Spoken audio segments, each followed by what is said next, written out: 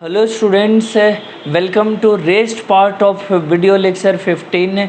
Video lecture 15 में कुछ वजह से वो बीच में कट हो गया और मुझे दो वीडियो जोड़ना आता नहीं वो, तो इसको 15B नाम से अपलोड कर दूंगा। देखते हैं इसमें सैंडविच थ्योरम पढ़ते हैं। वो इतना बढ़िया नाम है कि सुनते ही साथ मुंह में पानी आ जाए। खाने के लिए मिलता है तो ज़्यादा बेहतर होता पढ़ने के बदले। कह रहे इसमें पढ़ना क्या रहता है कि फिर fx, gx and hx are functions such that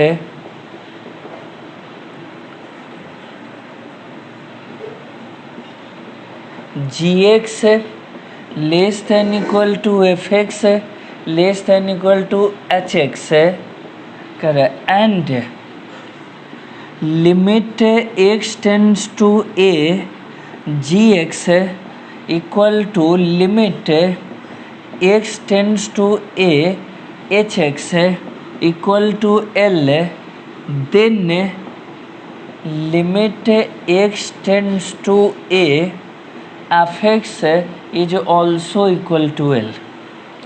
simple भाषा में क्या है वो, क्या करे ये gx और hx दोनों का लिमिट आ रहा है l, तो fx का भी लिमिट होगा l। इधर थोड़ा सा और लिख के इसको समझा दे। gx less than equal to fx और hx ऐसे दिया हुआ है, सब पे लिमिट लग गया एक बार में।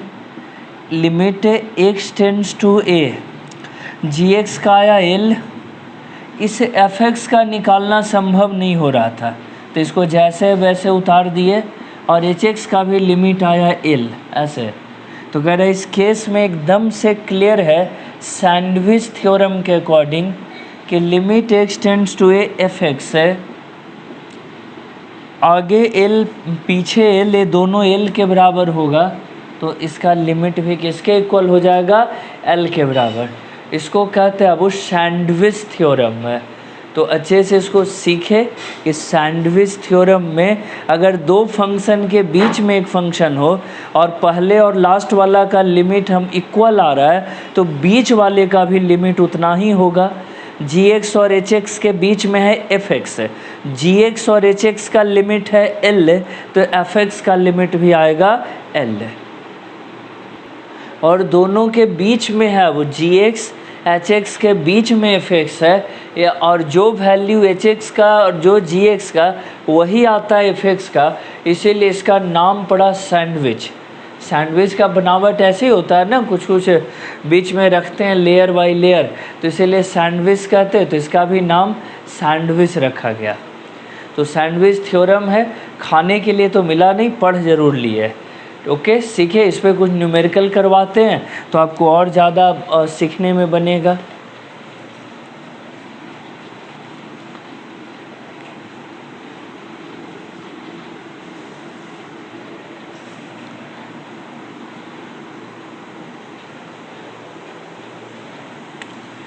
Limit x n tends to infinity greatest integer x plus greatest integer 2x है plus greatest integer 3x dot dot dot nx है greatest integer whole divided by n square.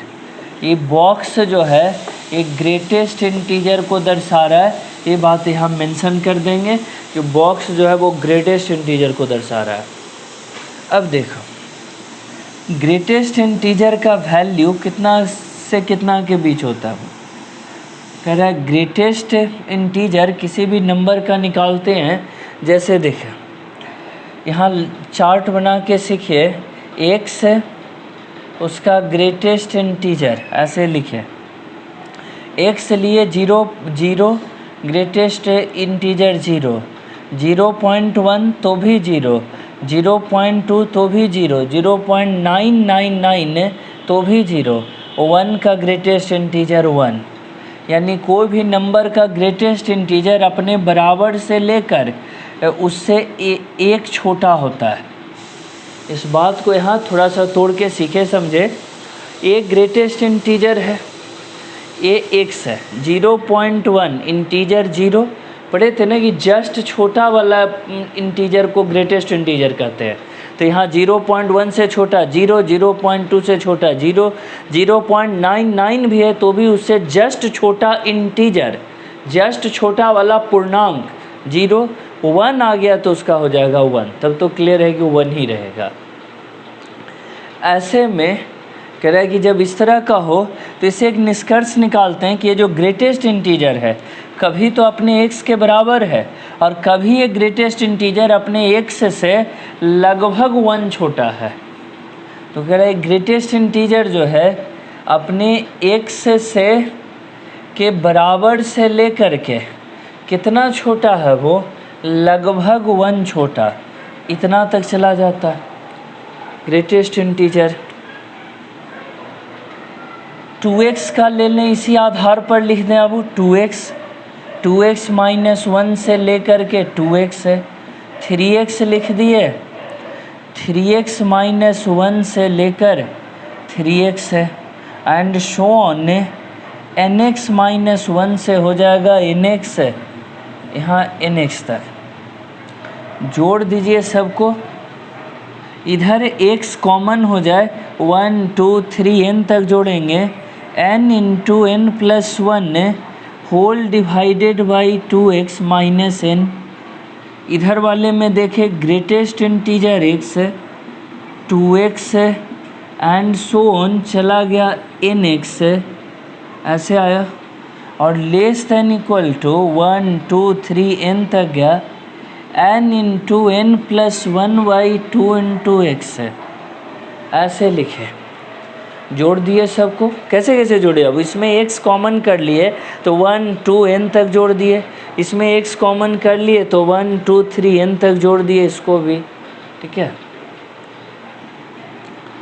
इधर आ गया n into n plus 1 by 2 into X minus n, greatest integer x plus greatest integer 2x है, और हो गया plus nx greatest integer whole divided by n square. इधर भी सब में डिवाइड कर दिए किससे, n स्क्वायर से, और इधर भी जो आया था निकल कर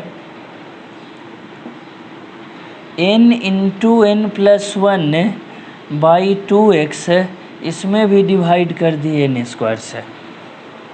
अब देखो दो, ये पहला फंक्शन है दूसरा फंक्शन, और दोनों के बीच में वाला है, यानी जो इसका लिमिट निकल के आए, जो इसका है वही हो जाएगा इस बीच वाले का भी।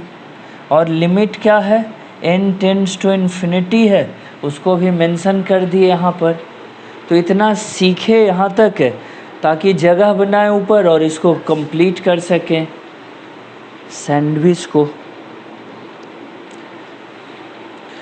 देखो ऊपर वाले को यहाँ से a हटा दें,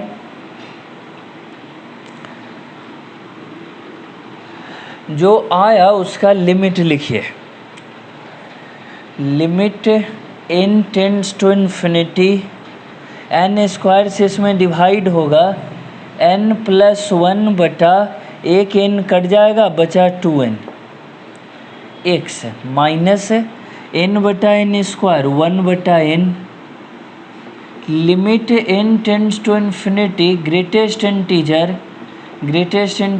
2x है, ग्रेटेस्ट इंटीजर nx है, होल डिवाइडेड y हो गया, यहाँ n स्क्वायर निकल कर आया, और इधर निकल कर आ गया ये वाला उतर जाएगा, n plus 1 into x, n square से भाग दिए तो एक n कट गया, बटा 2n, बस इतना ही लिखे। लिमिट इसमें भी वही रहेगा, n टेंड्स टू इन्फिनिटी। अब देखो लिमिट लगा दें, अब ऊपर मैक्सिमम पावर है n 1 2, आ गया 1/2 इंटू एक्स, ये हो गया x/2, 1 इन्फिनिटी का 0, limit n tends to infinity, greatest integer x, greatest integer 2x plus dot dot dot nx, greatest integer whole divided by n square, और इधर हो गया आ गया x/2, इधर भी आ गया कैसे, इसे n का कोफिशिएंट हुआ ना, नीचे 2, 1/2 x बचा रह जाएगा। दोनों तरफ x/2 आया। According to sandwich theorem limit n tends to infinity, greatest integer x 2x है, nx है, और बटा n स्क्वायर कितना होगा।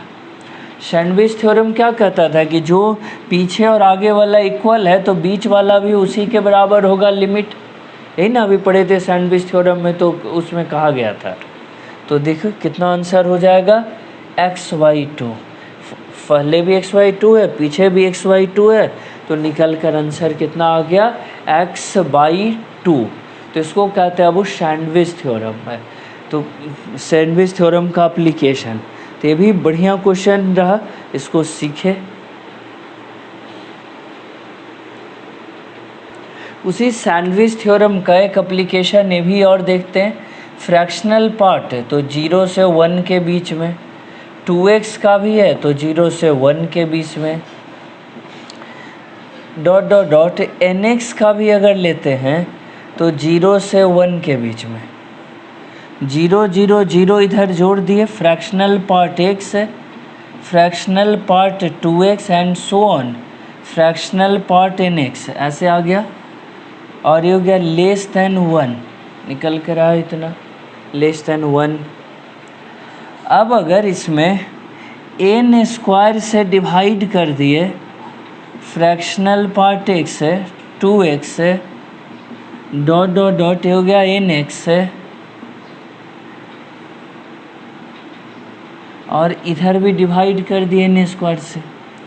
लिमिट लगा दो, अब वो n टेंड्स टू इन्फिनिटी, तो 0 limit n tends to infinity, fractional part x है, 2x है, और nx fractional part x, whole divided by n square, और ये भी 1/∞ 0, 1 1 1 जुटा था तो n हो गया था, वो n/n स्क्वायर, एक n कट जाएगा, फिर भी 0 ही रहेगा।